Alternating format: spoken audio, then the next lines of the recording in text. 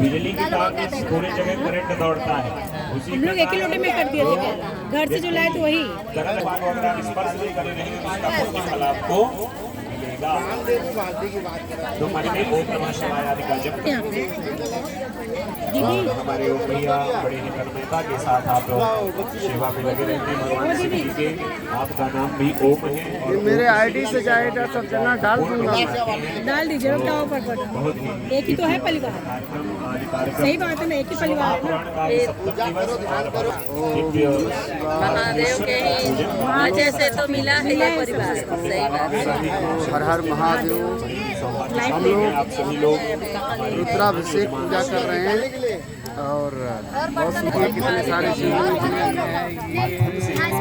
तब इसमें लोग इसी में डाल भगवान उनका उत्कर्ष करे, कल्याण करे, यही भावना बहुत सारे लोग और आप सबका कल्याण हो, यही भावना के साथ यह कार्यक्रम निरंतर चल रहा है। आप सब लोग ओम नमः शिवाय अभिषेक प्रारंभ करते हैं। सभी जगह दूध पहुंच गया, नहीं पहुंचा तो आप लोग हाथ ऊपर कर देंगे। जहां नहीं पहुंचा ऐसे से करना। हाँ हो जाएगा।